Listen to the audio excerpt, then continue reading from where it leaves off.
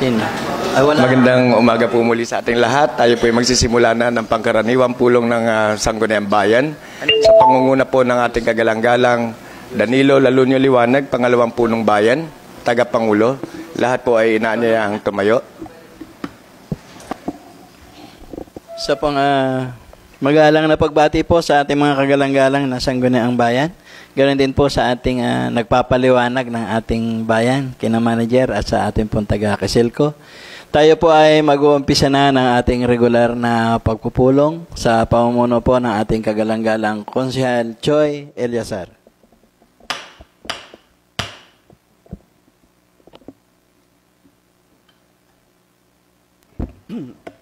Hello po, magandang umaga. Magsimula po tayo sa isang panalangin. In the name of the Father, Son, and the Holy Spirit. Amen. Makapangyarihan at mapagmahal na Diyos, sa araw na ito, kami ay lumalapit sa iyo nang may mapagkumbaba at buong puso naming idinadalangin ang aming mga pinuno, lalo na ang mga bumubuo ng Sangguniang Bayan. Bigyan mo po kami ng karunungan na maitaguyod ang kapakanan ng bawat mamamayan. Gabayan mo po kami sa aming mga desisyon upang ito ay maging makatarungan, makabuluhan, at makakatulong sa ikabubuti ng lahat. Pagkalooban mo kami ng lakas ng loob upang harapin ang anumang hamon na may katatagan at integridad. Naway ang aming mga talakayan at pagpapasya ay patnubayan ng inyong liwanag at katotohanan. Ipagkaloob mo po sa amin ang pagkakaisa at pagmamalasakit upang maglingkod ng tapat at walang pag-iimbot. Hinihiling namin ang iyong biyaya at basbas sa bawat isa sa amin. Ang lahat ng ito ay tinataas sa iyong banal na pangalan. Amen. In the Father, Son, and the Holy Spirit. Amen. Ayan. Pambansang awit. Ang pambansang awit ng Pilipinas. Hayang pag-ibig, Diyos na siyahanan, alam ng puso, sa litin mo rin buhay, upang tinirang, buyagan ang mahitig, sa manlulungin, di ka masisigil, sa talagang tutok, sa simulan, sa langit mo babaw, ay nilagang tulakaw, sa paglayang inamahal, ang isang patawad mo'y tagumpay at hinilig, ang lituin at araw na kailan pa may hakikinig, lumalang araw ng walang ipansin na, mo'y langit sa piling mo, ang ligaya ng kakay malapit, ang mamatay ng dahil sa'yo.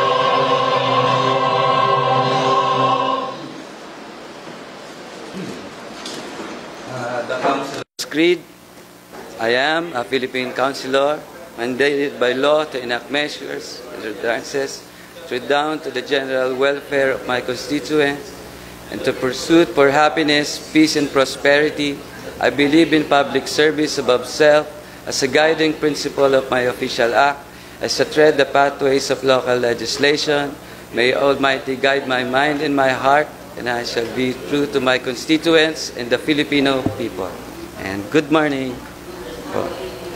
Ating pong magalang muling pagbati sa ating pong mga bisita.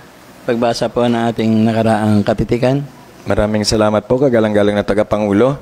Ang katitikan po ng pangkaraniwang pulong ng Sangguniang Bayan ng Cagayan Quezon na ginanap noong Mayo 19, 2025 sa SB Session Hall ay naipadala na po sa lahat po ng ating mga kagalang-galang na konsehales. Kung kaya po ito po ay hinihiling ko na mapagtibay sa pamamagitan po ng ating kagalang-galang Fort Salumbides. Kagalang-galang Konsehal Fort Salumbides. Maraming salamat po, Tagapangulo. Kung wala na pong paglilinaw, ay hinihiling ko pong mapagtibay na ang ating pong nakaraang katitikan. Mukay po ng pagtitibay ng ating nakaraang katitikan ay pinangaluhan ng kagalang-galang Konsehal Leo San Buenaventura. Mayroon po bang pagtutol? Kung wala po ay atin na pong pinagtitibay. Marami pong salamat muli. Ang ating pong agenda sa araw na ito, sa kahilingan po ng ating kagalang-galang Veronica Masangkay, na maimbitahan ang ating pong mga resource speaker mula po sa Kiselco ay narito po ang ating pong manager po ng Bayan ng Tagkawayan, Quezon Ilco Uno. Good morning po. Kagalang-galang Konsehal Port Salumbides. Maraming salamat to, Mr. Chair. Kung upang mapagbigyan po ng oras ang ating po mga bisita, ay hinihiling ko po ang suspension of the rules. Kung kaya po ang suspension of the rules, pinangaluhan ang kagalang-galang Konsehal Choi Eliasar. Atin pong kinikilala ang atin pong mga butihing bisita mula po sa ating Kiselco, kina manager po. Kagalang-galang Konsehal Reby Masangkay.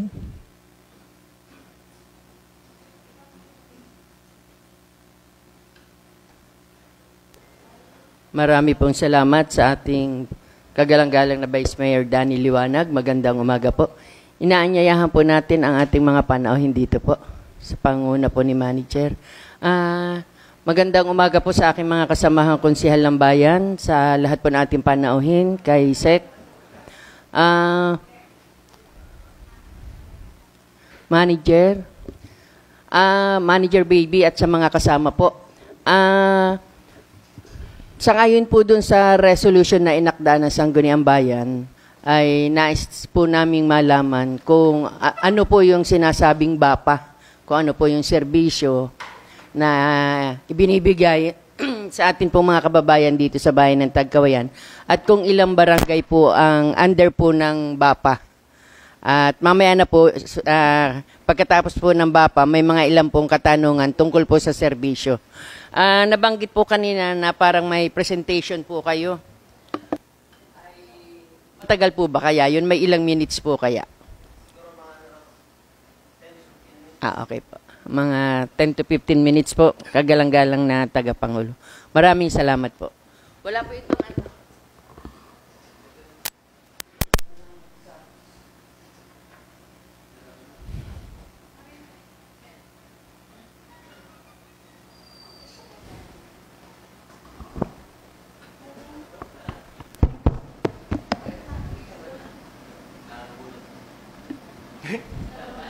Kinikilala na po natin ang ating magpe-present po sa Kiselco po. Nasaan po yung inyo? Ano?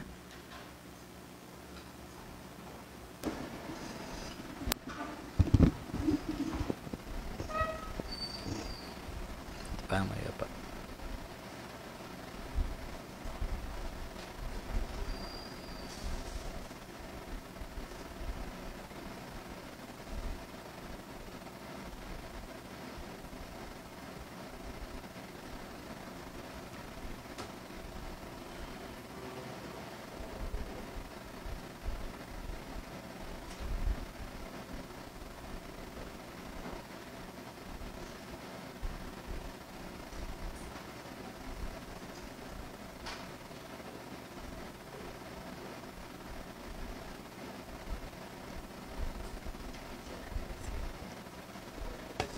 Okay lang po, nakatayo na po. Hindi ko command ko rin po yun. Check. Hello, nawakan ko na. So, magandang umaga po sa ating lahat, sa ating kagalang-galang na Vice Mayor Honorable Danilo Liwanag at sa Sangguniang Bayan, mga konsehal po. Magandang umaga po. Magpapakilala po muna ako. Ako po si Engineer O.B. Camacho ng Member Services Department ng Kiselco 1 sa barangay sa bayan ng Pitogo sa main office po. So last week po natanggap po namin yung resolution po ng Sangguniang Bayan at nakalagay po doon na iniimbitahan kami para ipaliwanag kung ano yung operasyon ng BAPA.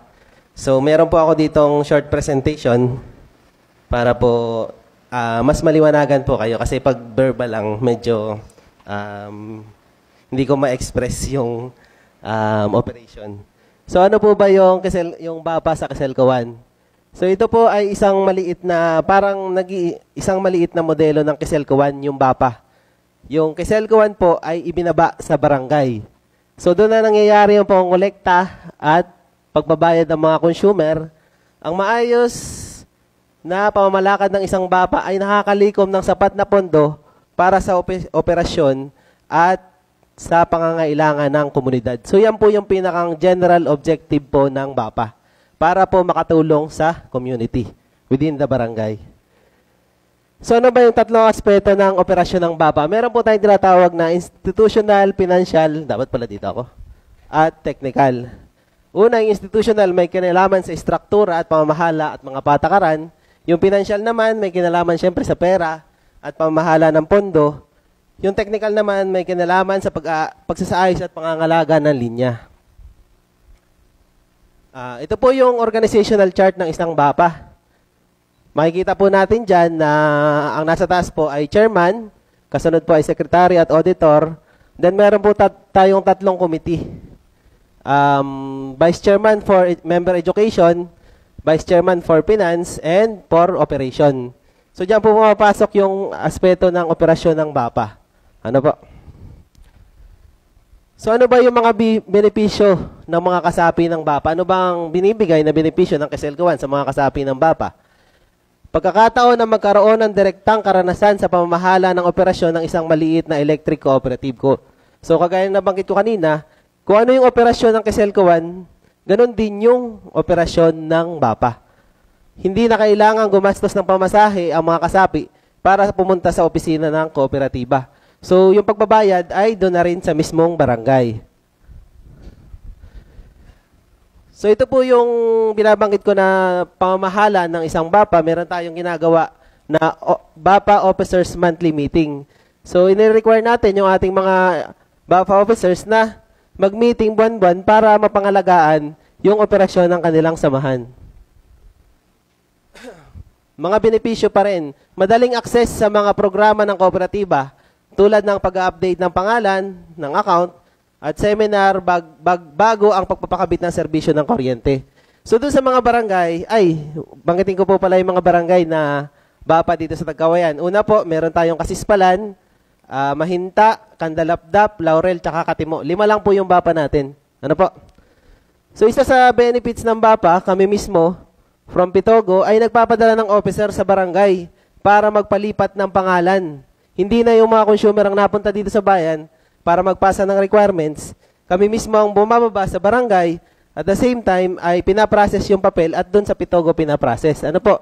Isa rin ay pag may request sila na maraming gustong magpakabit ng kuryente, doon na rin tayo nagpapadala ng officer para i-seminar po sila. Yung ginagana po dito sa bayan, pwede nating ganapin doon sa barangay. At ito po yung benepisyo na pagdating sa pinansyal. Nakakakuha po ng 10% diskwento ang isang BAPA sa pagbabayad ng kanilang power bill. Meron po akong example dito, BAPA po dito sa atin sa Tagkawayan. Ito po ay BAPA Katimo. Ito po ay bill nila noong buwan ng April. Last month lang po ito. So kung mapapansin po natin dito, ito po yung kanilang whole bill. Ang total po nito ay 439,260. Yan po yung bill ng isang barangay. So yung binabanggit ko na 10% diskwento ay dito po kinukuha, pero hindi lahat ng charges ay kasama. Dito sa 439,000, kasi kung titingnan natin, 10% ng 439 is 43,000. Inaalis lang po yung VAT, kasi ang Quezalco naman ay collecting agent lang din ng gobyerno, ni-remit natin. Hindi po natin sinasama sa percentage yan, tsaka yung mga ibang charges. Kaya dito po, ang net of charge ay 389,000. Yun po yung tinangkal yung mga ibang charge dun sa 439. So, ang nakuha pong discount ay 38,908. Yan po ay for 1 month lang. So, ibig sabihin, pag magbabayad po ang ating treasurer,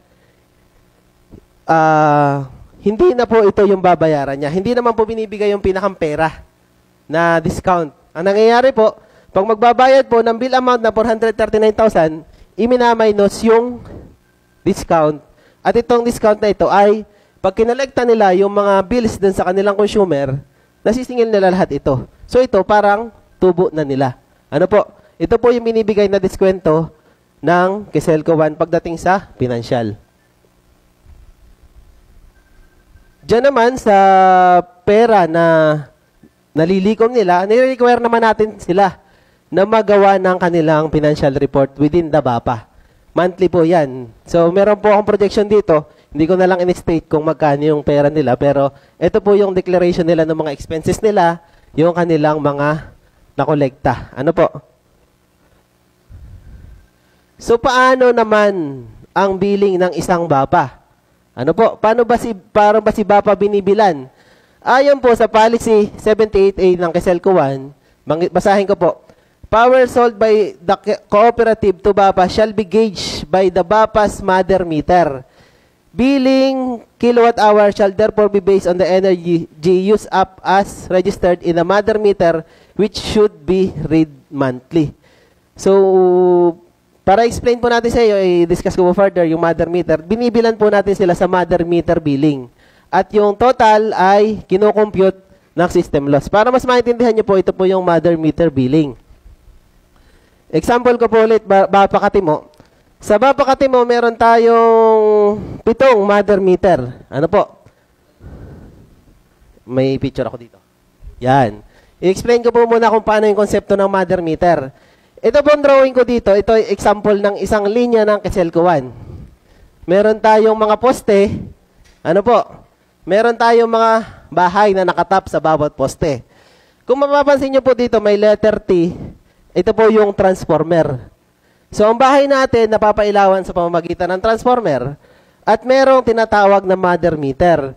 Yung mother meter, lahat ng bahay na konsumo, na kinukonsumo ng bawat bahay, bago dumating sa kanilang bahay, dumadaan na agad sa mother meter. Ano po? So, yung bahay natin, may mga kanya-kanyang kontador at yung konsumo ng bawat bahay, ibinabangga dun sa nasa mother meter.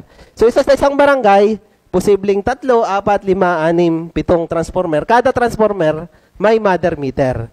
So, ito, ibang transformer ito. Pero within the barangay din. So, ganun din yung konsepto. May mother meter po. Dumadaan dun yung kinukonsumo ng bawat barangay. So, example natin ay Katimo. Merong 7 mother meter. Ito yung kanilang present reading, previous reading. So, ito yung kilowatt hour consumption. Tinotal natin yung konsumo ng bawat mother meter. Equivalent to 27,030. Pero, nung pinagsama-sama na yung bawat konsumo ng mga bahay, ang kinalabasan, 25,555. So, may difference na 1,473. Yun po yung tinatawag na systems loss within the BAPA. Equivalent po siya sa 5.45%. So, ganyan po yung konsepto ng ating mother meter billing. At ang binibila ng Quezalco ay itong 27,000. Ang tanong, paano ito? Paano nangyayari ito? Paano ito nasisingil? Okay, paliwanag ko po. Yan. So, meron akong example po dito. Okay. Ito pala, nakalimutan ko. Yung 1,473 na system loss, equivalent siya sa 15,858 pesos. Yan po yung amount nung nawala sa operasyon ng barangay. So, ito ay pinagbabahagi-bahagihan ng bawat consumer depende sa kanyang konsumo. Hindi po equally divided. Kung ang Katimo ay may 500 plus na consumer, hindi siya equally divided. Prorated po ang tawag. Doon sa kung magkano ang ipapasa sa iyo na system loss. Meron akong example po dito. Halimbawa po, ito po yung aming sample ng summary of bills. Meron tayong mga consumer, ito yung kilowatt hour consumption niya. Ito yung amount. At makikita natin dito, yung system loss. Kasama na po siya dun sa amount. Binukod ko lang para makita po natin. So, sa 46 kilowatt hour, meron siyang additional na 25 pesos. Dun sa 15,000 kanina na binanggit ko. Yung 1,400 na nawawala, 1,400 kilowatt hour, equivalent to 15,000, nag-aambag-ambag po yung mga consumer. Depende po sa laki ng konsumo. Ito, meron 362 kilowatt hour na kinonsumo within that month. Medyo malaki-laki yung kanyang ambag, 156. So, yung maliit lang, 5 kilowatt hour, 1.24. Yan. So, ganyan po yung sistema ng pagdidistribute nung systems loss charge natin. So, ito po, yan po yung pagbibil ng ating BAPA. Okay. So, ano ba ang mga dahilan ng mga system loss na yan? Paano yan nag-uoccur o paano yan nangyayari?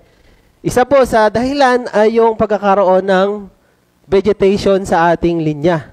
Yung sumasabit o dumidikit na mga sanga. Kasi pag ang secondary line natin ay walang balot or hindi siya insulated bare, pagdikit ng palapa, matik, nagkakaroon ng konsumo ng kuryente yan. Na dumadalay na kuryente dyan. At yung ating mother meter, umaandar yun. Pero, ang mga kontador ng mga consumer na nandun, hindi yun naandar. Kasi hindi naman nadaan sa kontador nila yun eh. Pero may mother meter tayong tinatawag, umaandar po yun. Kaya, medyo lumalaki yung losses. Ano pa? Yan, illegal na paggamit ng kuryente. So kung merong mga consumer na gumagamit ng illegal, ang ginagawa ay kinukontingting ang kontador para kumina ang konsumo, yung nagtatap, direkta, hindi dumadaan sa kontador, kung merong ganon. Actually, meron tayong mga previous records na nangyayari yan. Umaandar pa rin si mother meter, pero yung mga kontador hindi umaandar. So isa yan sa mga dahilan kung bakit tumataas ang ating systems loss. So balik ako doon sa tatlong aspeto kung tatlong aspeto para maging matagumpay ang operasyon ng BAPA. Nandiyan pa rin yung tatlong aspeto, ito po yung mga recommendations natin. At una sa institutional, regular na meeting ng officers kada buwan. At pagdalo ng mga kasapi sa pangkalahatang pagpupulong na ginaganap isang beses sa isang taon. So yan po ay isa sa susi ng matagumpay na BAPA dahil pag ang ating officer ay nagmi-meeting buwan-buwan, namomonitor nila. Pinansyal, maagap na pagbabayad ng mga kasapi at maayos na pangangalaga sa pera ng BAPA. Kasi pag ang ating mga consumer sa BAPA ay hindi kaagad nagbabayad, although hindi kaagad control ng Kiselco dahil hindi naman Kiselco ang namumutol. Namumutol lang Kiselco pag talaga sobrang dami na ng bayarin. Sila pa rin yung in charge doon sa pamumutol. Pero dahil nga mga kabarangay, medyo nahihirapan sila sa part na yon. Yung mga hindi pagbabayad ng consumer, yung nabanggit ko kaninang 38,000 na discount, pag hindi nagbayad yung mga consumer, hindi nila totally nakiklaim yun. Mananatili pa rin yung resibo. So hindi nila mararamdaman yung discount na yun. Magiging pera lang yun pag nasingil. So ang isang susi ay sa financial ay maayos na pagbabayad ng mga consumer at pangangalaga sa pera ng BAPA. Sa technical naman, regular na paglilinis ng linya at maging mapagmatsyag sa paggamit ng kuryente ng bawat kasapi. So bilang kasapi ng BAPA, dapat vigilant sa paggamit ng kuryente ng mga kasapi dahil baka may gumagawa ng illegal, yun ang dahilan kung bakit tumataas yung systems loss. Ano po? So yun lang po yung maiksing presentation ko. Sana po ay may naibahagi akong kaalaman pagdating sa BAPA. Thank you po. Sige na, Consport. Ikaw na. Hello. Sige po. With the permission of our presiding officer na umiihi lang po para hindi masayang yung oras. Engineer, itatanong ko, paano kapag may problema sa linya ng kuryente? Sinong mag-aayos nito?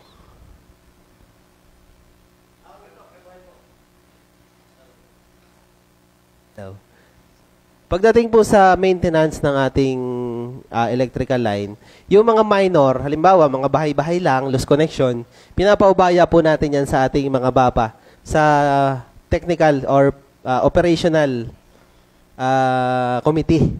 Pero kapag ang usapan ay linya ng Kiselco, namatay ang primary line, pumutok ang transformer, Kiselco 1 po dapat ang mag-act doon. Ano po, yung ating area maintenance na pinakamalapit. So, ibig sabihin mo, pag kunyari nag-brown out, hindi ko alam kung anong dahilan, basta may... with the permission po, Mr. Presiding, kasi na-experience namin first hand sa Barangay Candalapdap, may pinuntahan kaming isang, bangkayan, brown out.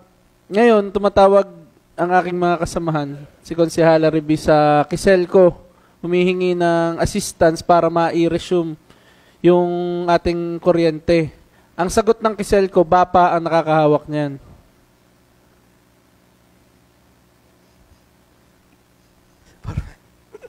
So sa bagay na po yun, sa bagay pong yun, buong barangay po ba yung walang kuryente?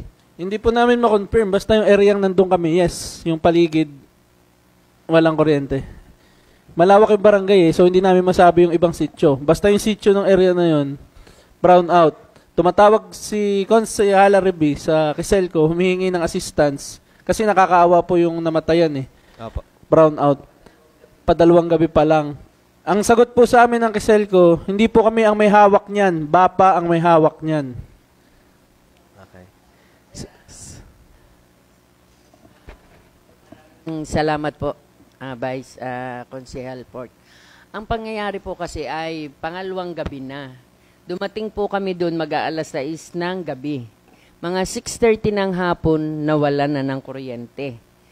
Ngayon, ang sabi po ng mga dumadating, doon sa pagpasok ng Kandalapdap, meron. Pero papunta po doon sa resort, malapit sa resort, doon sa bahay ng namatayan, walang kuryente. Pinakisuyuan ko po yung mister ko na pumunta sa Kiselco. Ang duty naman po ay very accommodating. Napakabait. Talagang isang tawag lang, isang katok lang lumalabas po at sumasagot. Ang sabi po ay BAPA ang nakakaalam dyan. So sinabi po namin, BAPA ang nakakaalam. Kinontak ko po si Kapitan. Kasalukuyang Kapitan ngayon. By the way, sino po ba yung sinasabing chairman po ng BAPA? Automatic po ba na kapitan yun or mag-i-elect sila among the members? Yung chairman po ay elected po yun during the membership assembly. Kung sino po, hindi automatic na barangay captain? Nagkakaroon po ng time na nangyayari ng barangay captain at ang chairman ay nagiging isa kapag halimbawa nag-fail yung organization or yung officer. So si chairman bilang concern sa barangay, sa operasyon ng barangay, sinasalo niya for the meantime yung operasyon. Ganun po yung nangyayari. Tapos may term po ba yun? May term limit? Halimbawa po ang chairman ay 3 years? Wala 1 year po. lang po. 1 year. Kada assembly po. Pag po nag-nominate, ay halimbawa, kung gusto pa nila yung chairman at yung buong isang set ng officers, pinapa-approvean lang po na yun pa rin. So, pag walang limit, ibig sabihin. Okay po, sige po. Ganun po ang nangyari. Nung umuwi na kami, mga mag-aalas 9 na ng gabi, wala pa rin pong kuryente. Pag-uwi namin, nakasalubong na namin si Duty po, na lineman ba yun, manager. Tinawag pa ako, Cons, pupuntahan na po namin sa Kandalapdap. Nangumusta po ako kinabukasan. Hindi po nagkakuryente nung magdamag na yon. Padalawang gabi na po yun. Ibig kong sabihin po ay siguro, dahil pare-parehas po ng oras na nagba-brown out, hindi po kaya ang may problema ay transformer na. Dahil sa ganung peak hour ay dumadami po ang gumagamit, siguro kaya maraming ilaw dun sa burol, tapos yung mga consumer pa, hindi po kaya yun ang mga dahilan. Sa tanong mong yan, Konsehal, bibigyan daan ko po yung ating kasamahan dito sa Tagkawayan, si Foreman tsaka si Manager Baby para sagutin po yung concern kasi sila po yung talagang nakakaalam pagdating sa technical operation. Ang ano lang naman po namin ay nangyari na yun at malimit pong nangyayari. Ilang barangay po ang may BAPA? 1, 2, 3, 4, 5. Kalimitan po ito. Ito yung mga nagtetext sa amin, nagtatanong bakit brown out na naman sa kanila. Ngayon ko lang po nalaman, ang dati ko pong alam na may BAPA talaga, Kandalapdap at Katimo. Ito po halos lagi yung nagba-brown out. Ano po kaya ang pwedeng solusyon nating magawa dito para maiwasan yung malimit na pagba-brown out? At kung maari po sana, kung yun ay isa sa kasama sa inyong job description, nagkakaroon po ng barangay assembly ang ating mga barangay, baka po pwedeng maipaliwanag sa mga consumer na kasama sa BAPA na ganito po yung mga tungkulin nila. Na kasi po ang kuryente napakahalaga sa atin lalo na sa gabi. At lalo't higit po pag may mga anak tayong mga bata, may matatanda, may mga sakit, minsan pa nga po may mababasa kami sa Facebook. Kaya namatay si ganito ay nawalan ng kuryente, may oxygen, may nebulizer, may mga ganun pong mga pangyayari. Ang buhay natin ay talagang sabi nga ay may destiny. Nagkataon lang na nag-brown out, kaya may mga ganun dahilan. Ano po? Bilang kami po ay nanunungkulan, kahit kami hindi empleyado ng Kiselco, kami po ay nasasaktan din. Ano po? Nasasaktan din kami sa mga ganung pangyayari. Kami po ay nakikipagtulungan sa inyo. Baka mayroon pong magandang paraan na para maiwasan natin, lalo't higit po yung mga miyembro ng BAPA, na maiwasan ang malimit na mawalan po sila ng kuryente. Maraming salamat po. So, ang dahilan po ng brownout, syempre, ay yung maduming linya. Yan lang po naman ang isang cause ng brownout.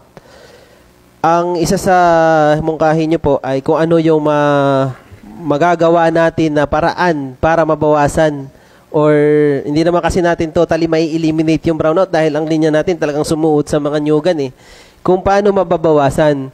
Ang isa po sa aming request ay with the help of sangguniang barangay, yung nakasakop ng barangay tsaka ng BAPA, magkaroon sana kami ng parang joint trimming. Kasi sa Laurel, although nangyayari pa rin, nagba-brownout pa rin, pero inuobliga namin sila na mag-trim nung mga puno na dumidikit sa linya, tsaka yung mga palapa po. Kasi once na dumikit po talaga yan, humangin, pag dumikit ang palapa, automatic, magba-brownout po yan pag nagpumotok yung cutout.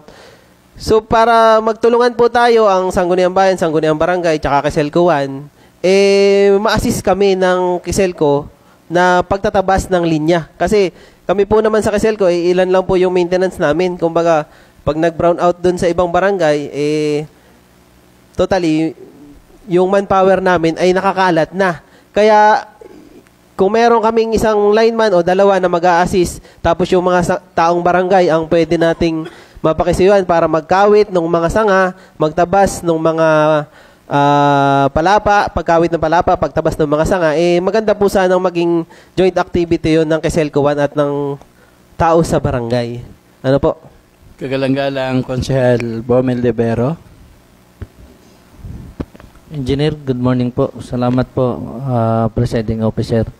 Engineer, ang tanong ko lang po, yung system loss, ano po? Sa system loss, base po doon sa inyong presentation, hinahati-hati ng consumer. Tama po ba? Ngayon, pagka sinabi din po nyo kanina, pag may dumidikit na kuryente na anumang klase ng dahon, nagiging case din siya ng loss power po din ninyo. Ngayon, binabayada naman po nung mga consumer, sabi nyo yung inyong system loss, sasadyain na po natin na may dumidikit yung inyong linya dahil binabayada naman po ng consumer yung inyong system loss. Hindi po ba dapat na kayo mismo sa inyo pong company manggagaling yung mag-ayos ng mga linya kasi bumabayad naman po yung mga consumer?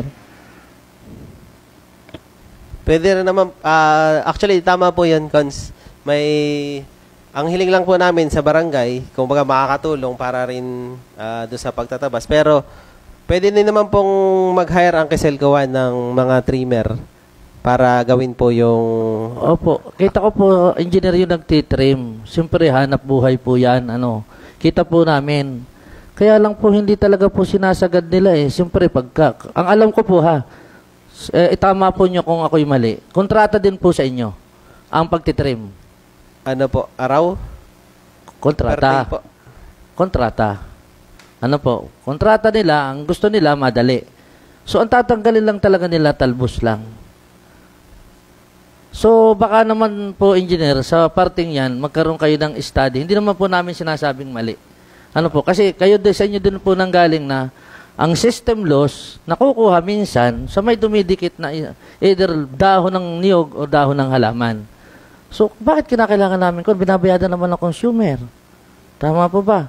Dahil sabi nyo, kinukumpute nyo ang system loss nyo base doon sa nagamit ng isang transformer to transformer. Tama po ba? Ano po? Ay, ba't naman namin aasikasuhin yan? Sa laki po ng area ng Tagkawayan, siguro, may talaga na pong tagalinis dito sa area po ng kanila. Suggestion lang po may tagalinis na po kayo dito sa area ng Mountain Zone, Railroad, at saka dito po sa highway para ho makita naman po ng ating mga consumer na yung system loss ay doon sa nagsasamantala na kumukuha ng kuryente ng walang metro. Hindi po doon natin pwedeng i-charge doon sa nakasabit na mga dahon. Ito lang po, Engineer. Thank you po, Cons. Kagalang-galang Konsehal Port Salumbides. Thank you, Mr. Chair. Mr. Chair, naputol po kanina. So, gusto ko lang po linawin kay Engineer. Yung binigay po namin example kanina, yung nangyaring brownout, pag ganun po, para naka-record lang po, pag ganun, kisel ko po dapat ang mag-aayos. Kisel ko po. Okay po, noted. Sa linya at sa transport. Sige po. Thank you, Mr. Chair. Kagalang-galang Konsehal Joel Enriquez. Thank you po, Mr. Chair. Engineer, magandang umaga po. Yung po bang BAPA para maglalagay kayo ng opisina sa isang barangay? Ano lang po, structure lang po ng officers, pero samahan po siya, parang gano'n. Samahan po? Opo. Ibig sabihin, yung mga nandun sa samahan, sila na ho yung parang magiging empleyado ng Kiselco doon sa barangay. Ganun po ba? Hindi po direktang empleyado. Parang sila po yung nakikipag-coordinate sa amin kung ano yung mga needs ng BAPA. Opo. Ano naman po ang magiging benepisyo naman po ng mga yan pong magiging membro ng BAPA dun sa barangay? Doon po sa binanggit kong nakukuhang 10% discount, yun po yung pwede nilang gamitin sa operasyon. Diyan po sa operasyon, nandiyan po yung kanilang pag-mobilize within the barangay, tapos yung mga supplies na ginagamit po nila. At the same time, meron po tayong inaalaw na honorarium dun sa mga officers po. Sa mga officers lang po. Paano po yung hindi officers? Na sila naman yung, alam nyo kasi parang yung officers, sila na yung nag-uutos dun sa mga empleyado nila eh. Hindi po, sila po mismo yung nagre-reading, sila po yung mga nangongolekta, sila din ang bumababa ng bayan para magbayad, namumutol. So yun po yung gumaganap lang yung mga officers. Yung mga member, sila po yung mga... So, ang sweldo ho nun ay manggagaling sa BAPA o sa Kiselco mismo? Doon po sa nakukuhang porsyento pagbabayad. Pero makakakuha lang po ng percentage pag updated ang pagbabayad. Yes po, dito naman po sa Tagkawayan, halos updated naman po lahat magbayad. Let's say, paano kung hindi updated? Paano naman yung mga nagtrabaho na di wala rin sila makukuha ang benepisyo? Kasi sangayon sa inyo, makakakuha lang sila ng kita o ng sweldo pag updated. Ano po? Kasi laging problema ho yung pagbabayad ng kuryente eh. Lagi naman talagang laging nabibitin yung pambahid ng kuryente. Actually po, yung mga BAPA, may naiipon na talaga silang pondo. Kasi yung nakukuha naman nilang discount, hindi naman lahat nila yung nagagastos. Ang advice namin, 50% nung nakuha nilang discount ay ipunin nila at yung 50% yun yung sa operasyon. Yun na nga yung sa pamasahe, honorarium, supplies. Yung 50% na yun, iniipon po nila yun para makalikom po sila ng pampagawa ng project. So yung honorarium nila, tingin ko, ay may nakukuha pa rin naman sila kasi hindi naman po nagkakaroon na nalilate magbayad. Kasi may pondo na sila eh. Kahit hindi magbayad lahat yung kanilang consumer, may pambayad sila dun sa darating na bill, dun sa buwan na yun dahil may nalikom po silang pondo. Kaya lagi po sila makakakuha. Sige po. Yun lang po. Maraming salamat po. Thank you po. Wala na po. Kagalang-galang Konsehal Bomel de Vero. Salamat po, Tagapangulo. Sir, yung 10% po na binibigay ninyo, ay baka naman nakapatong naman po doon sa aming per kilowatt nung binabayadan. Hindi po yan, Cons. Para lalo nang bikti kami dun sir sa pagbabayad. Kung ano lang po yung rate ng Kiselco na approve po ng ERC, yun lang po yung rate na ina-apply natin at doon tayo lang kumukuha ng 10%. Ano po? Gano po engineer kami ka 100% na yun ang approve ng ERC? Naglalabas ba po kayo ng guidelines na ito yung approve ng ERC? Meron po sa billing po. Sa billing, makikita po namin yun doon. Na kung magkano ang per kilowatt. Apo. Kung i-compare po natin sa Meralco sa Kiselco, magkano po ngayon ang per kilowatt? I think po sa Meralco, pumapalo na ngayon ng mga nasa page nila po yun nasa 11, 12 Pesos Sa per atin po. Sa atin po ay halos ganun din naman po. Sentabo lang yung pagitan. Pero mas mataas po si Meralco. Sure Ngayon, tayo dyan po, opo. engineer ha, noted po yun. Na mas mataas palagi po si Meralco kaysa sa Kiselco. Nagkakaroon lang ng times na lumalaki yung ating rate sa BAPA pag tumataas yung systems loss. Kasi ganun yung konsepto niya, parang napapatong dun sa per kilowatt o account ng ating. Opo, ulitin ko lang po, engineer ha, lagi pong mas mataas ang Kiselco, ang Meralco kaysa sa Kiselco. Hindi Tama po lagi, ngayon lang pong panahong ito. Hindi lagi. Kasi nung mga previous years, mababa talaga si Meralco. Pero nitong mga recent months, napapansin po namin, ay unti-unting tumataas. Kami naman po, stay lang kami sa 10, 11, doon po naglalaro yung ating rate ng residential po yan. Opo. Pag po commercial, medyo mas mababa. Mas mababa po siya sa residential ang commercial. Opo. Isa na lang po, Mr. Chair. Kasi, yun bang inyong transformer, kayo ba po ang nagko-compute nun o barangay ang magre-request? Ang ibig niyo pong sabihin ay distribution transformer po? Yes po, opo. Kino-compute pagdating sa size po? Hindi po, pagdating po doon sa consumption. Yung sa consumption? Opo. So, yung consumption po ng mother meter ay yung barangay ang nagre-reading po, nun kinukuha lang namin. Kinuha lang po ninyo. Pagka kinakailangan na maglagay ng transformer, yun ba pa rin ang mag-re-request sa inyo? Opo, sa pamamagitan po ng ating BAPA officer, yung mga barangay na kailangan ng transformer, actually, with the help pa rin naman ng engineering department, technical team, kasi kami po ay sa member services. Kami po ay usually consumer, kaharap lang ng consumer. Yung mga technical actions, pagtatayo ng poste, paglalagay ng transformer, humihingi lang din po kami ng tulong dun sa engineering, sa area, tsaka sa OMD. Ano po, although ako, galing din naman ako doon sa mga department na yon, kaya alam ko rin. Pero nag-i-initiate lang ako pag-request ng materials, pag-evaluate kung anong transformer. Pero hindi po yung manpower galing doon sa department namin. Opo, baka naman po, engineer, isa-suggest nyo. Kasi yung nakakabit po mga transformer dito sa atin, lakagaya ng Mountain Zone, siguro mga 5 years o 6 years na. Ay, nung una po, ang ginagamit lang po talaga ng mga consumer, pangkaraniwan po ay ilaw lang, may rep, at saka ganun lang, ang normal lang. Ngayon po may mga aircon na, may power wash pa.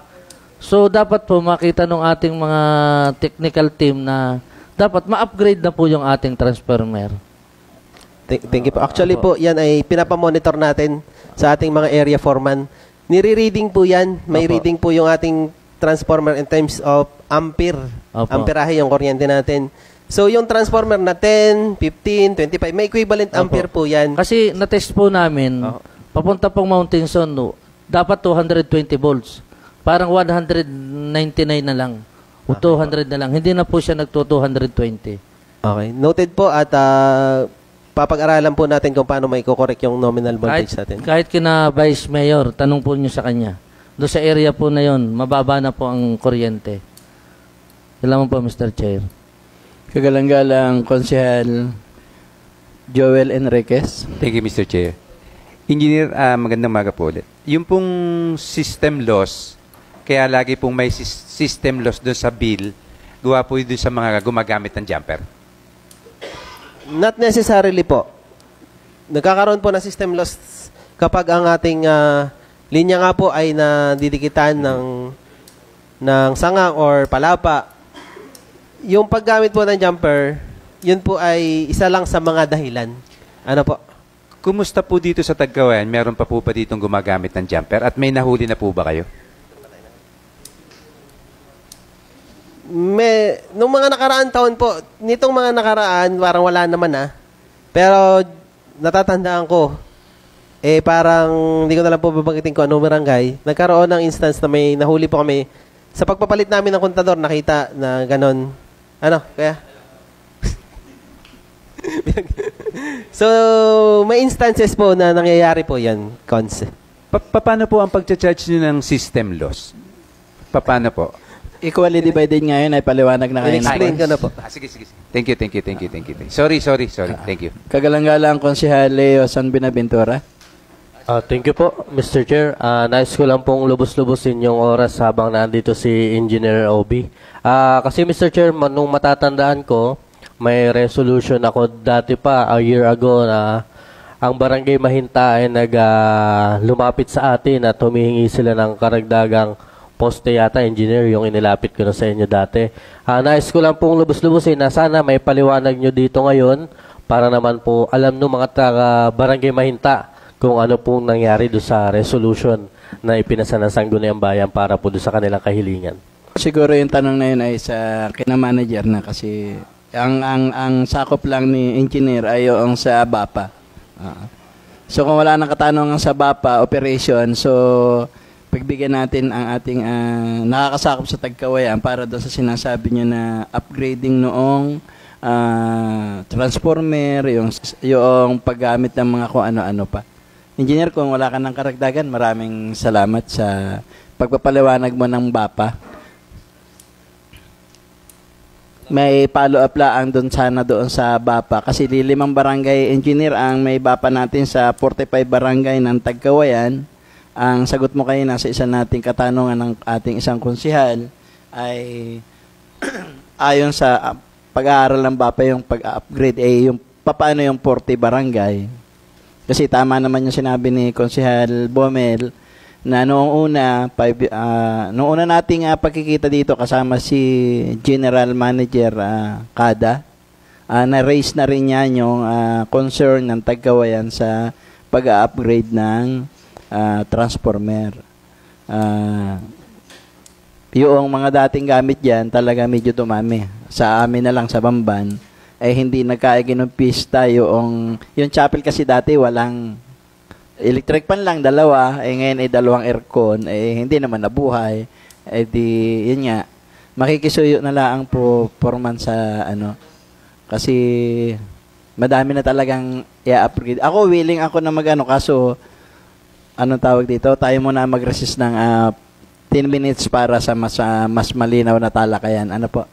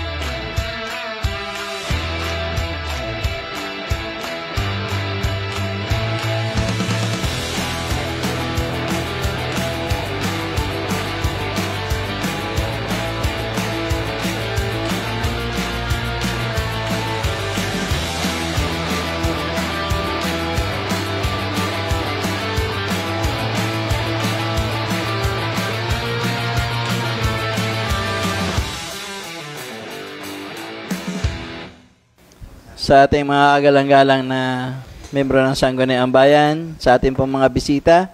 Tayo po ay magpapatuloy na ng ating regular na pagpupulong. Magandang umaga po muli.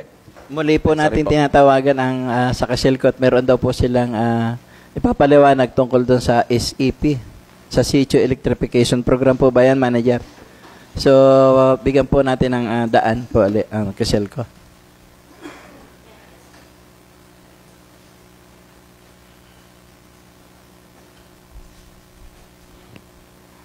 Hello po. Magandang umaga po sa ating lahat, lalo't higit sa ating Vice Mayor, kay Vice Danilo Liwanag, at sa lahat po ng sangguniang konsilor ng bayan. Magandang umaga po sa ating lahat. Ano po? So, about po dun sa tanong po ni Cons Leo, about po dun sa atin pong sitio Kabangil, Mahinta, Tagkawayan, Quezon. So, ito po ay nasa amin na po yung request and meron na po kaming costing na nasa 1.7 million. So ito po ay ipapasa po namin sa NEA, kaya lang po may criteria kasi po ang National Electrification about po sa per sitios kung magkano po yung amount. Kasi po ang aprobado lang po ng NEA is 1.5 million. So ito po ay nire-request pa po namin kung makakapasok. So yun po yung sana po ay mahintay po natin kung ano po yung magiging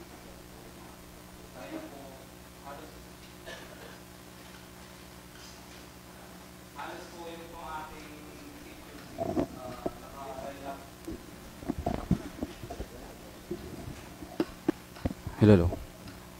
Naka-line up po siya. Ang may line up po natin ngayon na ipinasa lang po namin muna is yun pong San Francisco and Mapulot po. Nawawala. Hello. Nawawala talaga dito. So ano po, yun po. Kaya po hindi po natin naipasok pa po yung Mahinta. Yun po, mayroon pa po siyang usapin gawa po ng hindi pa po siya pumapasok sa criteria. Ang dami ng mic. Hello. Wala. Hello. So yun po. Hello po. Hello. Hello po. Hello. Hello. Nagsi-system loss din yan. May charge sa inyo yan. Yeah. O bigla na lang nalak.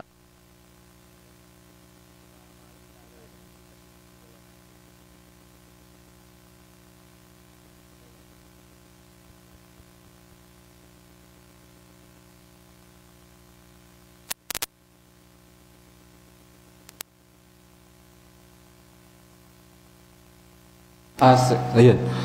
So, yun po, hintayin na lang po muna natin and siguro po ay update na lang po namin kung ano na po ang nangyari. Then, ipasok ko na rin po yung about doon sa sitio electrification kasi po may mga BAPA din po tayo na within sitio electrification project din po, kumbaga po inaaprobahan sila. Ano po? Kasi, sa kasunduan po ng sitio electrification, lahat po ito ng barangay. So, mayroon po kasing obligasyon po ang barangay kasi baka po mamaya na-interpret or nalilito lang po ibang barangay kasi minsan sinasabi po nila na bakit sila ang magtitrim or bakit sila ang gagawa po ng dapat ay sa Kaselco po ang gawain sa pagtitrim po or pag-aalis po ng mga palapa. Ano po? So, meron po kasing bago po siya aprobahan, yung lahat po ng request po ng barangay na sitio electrification o dagdag linya, meron kasi po kaming kasunduan within barangay and sitio electrification. So, banggitin ko lang po yung nilalaman po nung sa number 2.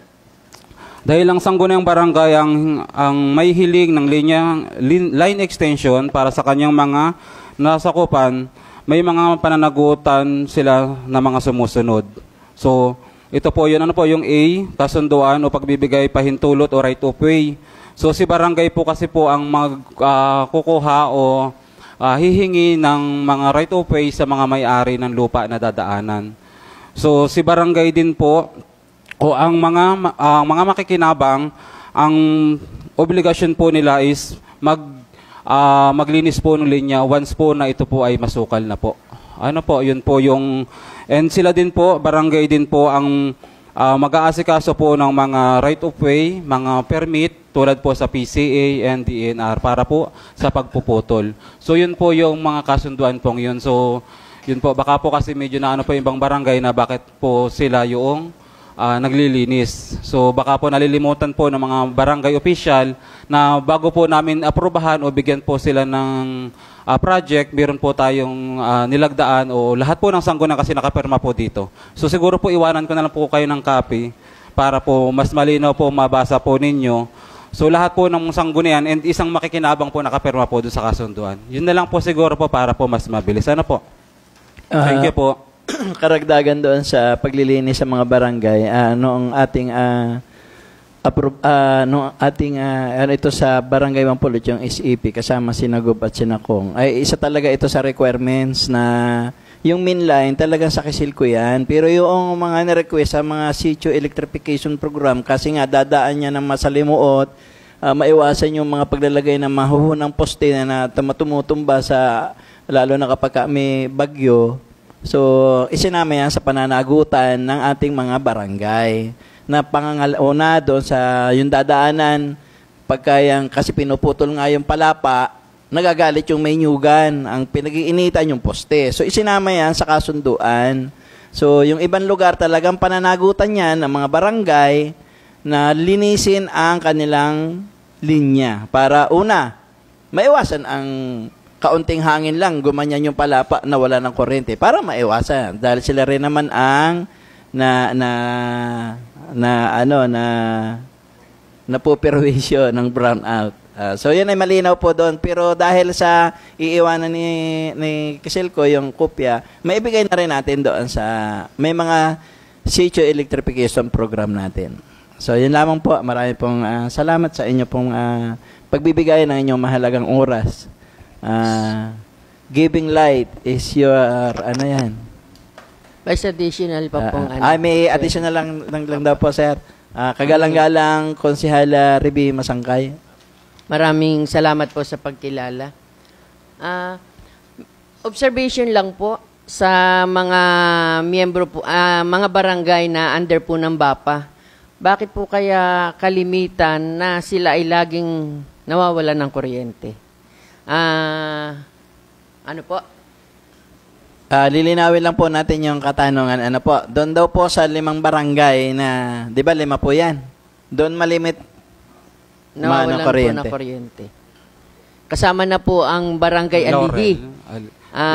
At kalimitan po ay yung sa railroad. Yun po. Nabanggit po ni Managera is halos lahat po ay sitio electrification po yung karaniwang po nagbabaranout po daw po doon. Ano po? Sitio electrification po, meaning po ay yun po yung project po natin na sanabi ko nga po na mayroon po ang kasunduan na dapat po ay matulungan kami ng barangay. Opo. Hindi naman po totally si barangay lang po maglinis. Kailangan po may assistant din po kami kasi po yun po ay delikado rin po na i-act nila.